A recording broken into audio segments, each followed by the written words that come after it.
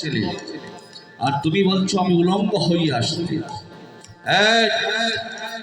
আস্তে কথা বল, শুন, তোকে কেন বলছি উলঙ্গ হয়ে আসছি? তুই যখন ব্রহ্ম মুহূর্তে 3:30টার সময় উলঙ্গ হইয়া যখন আমার কাছে আসবে, আর আমার চোখের বন্ধনটা খুলে যখন তোর চরণ থেকে মস্তক পর্যন্ত আমার চোখের দৃষ্টিটা যাবে, তোর সর্বঙ্গ লোহার মতো কঠিন হয়ে যাবে। নিতাই গৌর হরিব। আর কুরুক্ষেত্র মাঠে যখন যুদ্ধে যাবে, তোর কেউ কিছু করতে পারবে না। হরিব। যেই না মা বলছে কি বোঝা,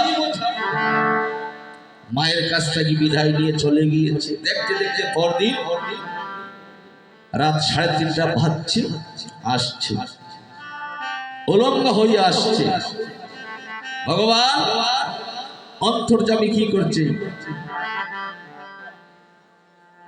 আসছে আর কি বলছে, এই জগতের কেউ দেখতে পাবে না আমার, সবাই তো লেপ ডাকাতি ঘুমাচ্ছে,